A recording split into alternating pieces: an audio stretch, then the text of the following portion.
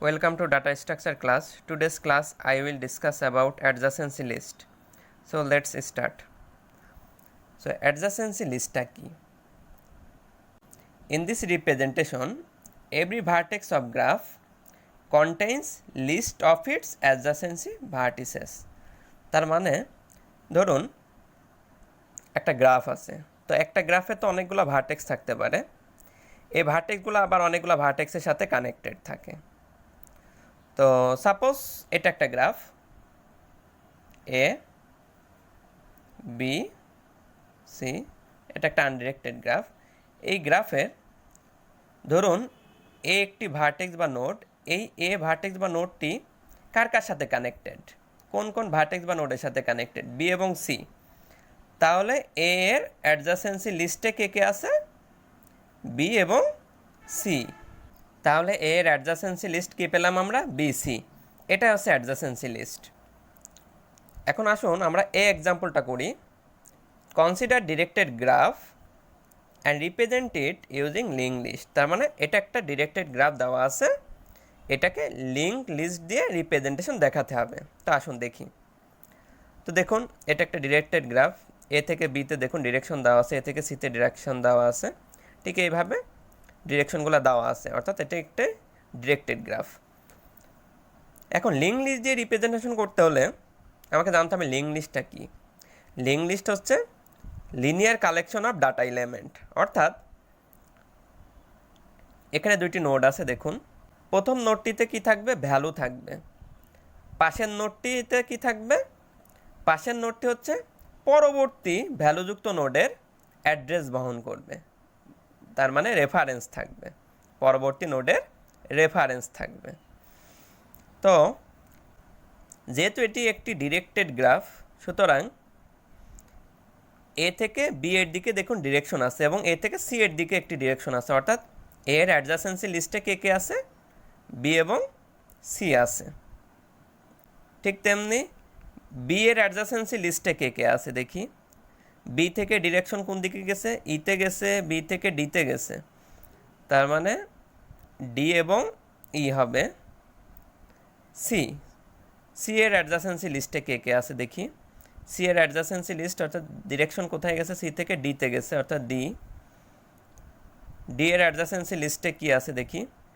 D থেকে কোথায় গেছে ডিরেকশন, ডি থেকে এতে গেছে, ডি থেকে ইতে গেছে, ডি থেকে ডিতে গেছে, অর্থাৎ এ ডি এবং ই। এ ডি এবং ই। ই এর অ্যাডজাসেন্সি লিস্টে কে আছে দেখি। ই এর অ্যাডজাসেন্সি লিস্টে কেউ নেই। তাহলে আমরা অ্যাডজাসেন্সি লিস্টটা পেয়ে গেলাম। এখন আমাদেরকে এটা কি করতে হবে, লিঙ্ক লিস্ট রিপ্রেজেন্টেশন দেখাতে হবে। তো আমরা লিঙ্ক লিস্টে চলে আসলাম। এই লিঙ্ক লিস্টের প্রথমে কি থাকবে, ভ্যালু থাকবে। তাহলে পরে প্রথম নোটটা ভ্যালুযুক্ত নোট কী হবে, এ, অর্থাৎ এ আমরা নিয়ে নিলাম।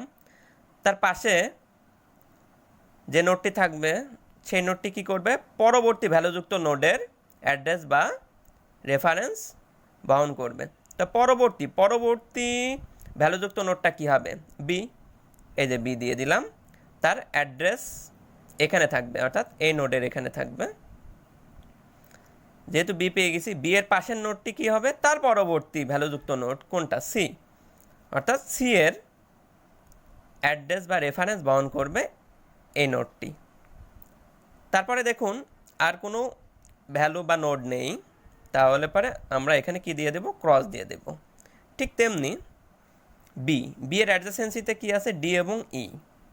তাহলে দেখুন প্রথমে কি বসবে, ভ্যালু বসবে, কত সেটা, নোটটা কত, বি।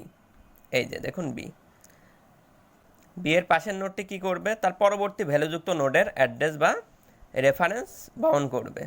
তাহলে দেখুন বি এর অ্যাডজাসেন্সিতে কি কি আছে, ডি এবং ই, অর্থাৎ ডি নোটটি, তার মানে পরবর্তী ভ্যালুযুক্ত নোট কি, ডি, তার মানে ডি এর অ্যাড্রেস বা রেফারেন্স বহন করবে এই নোটটি। ডি এর পাশের নোটটি কি করবে, তার পরবর্তী ভ্যালুযুক্ত যে নোটটা থাকবে তার অ্যাড্রেস বা রেফারেন্স বহন করবে। তাহলে বি এর অ্যাডজাসেন্সিতে আরেকটি কোন নোড আছে, ই নোড আছে। তাহলে এখানে কি বসবে, ই ভ্যালুযুক্ত নোটটি বসে যাবে। এই ই ভ্যালুযুক্ত নোডের অ্যাড্রেস বা রেফারেন্স বসবে এখানে। আর দেখুন বি এর অ্যাডজাসেন্সিতে আর কেউ নেই, ডি ই হয়ে গেছে, আর কেউ নেই। তাহলে আমরা এখানে কি করব, ক্রস দিয়ে দিব, অর্থাৎ আর কোনো রেফারেন্স, যেহেতু কোনো ভ্যালু নেই বা নোড নেই, তাই আমরা এখানে ক্রস দিয়ে দিব। ঠিক এভাবে সি এর অ্যাডজাসেন্সিতে কে আছে, ডি আছে, তাহলে এখানে কি বসবে, সি ভ্যালুটি বা সি নোটটি বসে যাবে, এবং যেহেতু সি এর অ্যাডজাসেন্সিতে কি আছে, ডি আছে, তাহলে এখানে ডি বসবে, এবং এই ডি ভ্যালুযুক্ত নোডের অ্যাড্রেস বা রেফারেন্স বসবে এই সি নোডের পাশে এখানে, অর্থাৎ ডি ভ্যালুযুক্ত নোডের অ্যাড্রেস বা রেফারেন্স এই নোডটি বহন করবে। ঠিক একইভাবে ডি এর অ্যাডজাসেন্সিতে কে আছে, এ ডি ই, এই তিনটি নোড আছে, তাহলে ডি এর অ্যাডজাসেন্সি দেখুন প্রথম, তাহলে নোডের ভ্যালুটা কী হবে, ডি বসবে।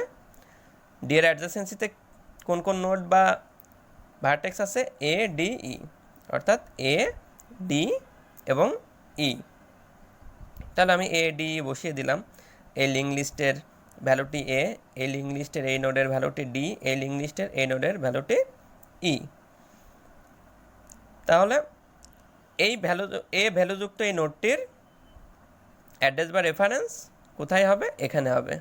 ডি ভ্যালুযুক্ত এই নোডটির অ্যাড্রেস বা রেফারেন্স হবে কোথায়, এ নোডের পাশের নোডটিতে।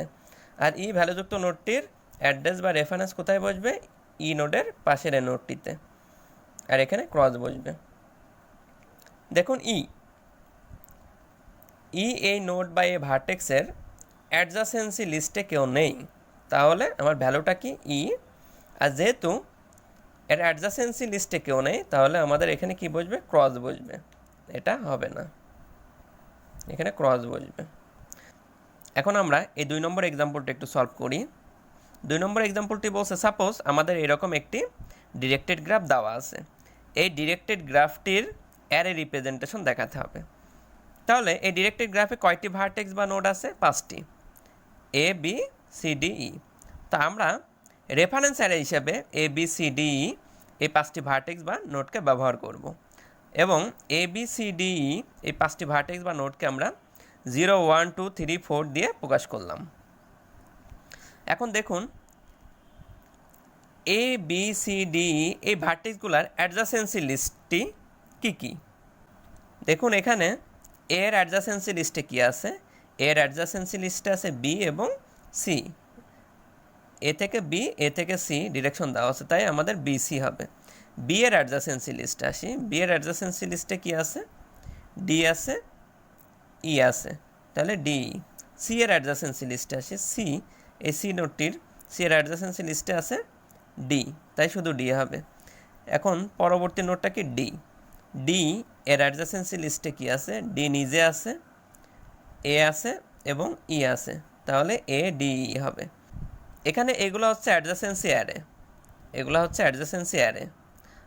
আর দেখুন ই এর অ্যাডজাসেন্সি লিস্টে কেউ নেই, তাই ই ক্রস। তো আজকের ক্লাসটি এই পর্যন্তই, আশা করি সবাই বুঝতে পেরেছেন। ধন্যবাদ সবাইকে।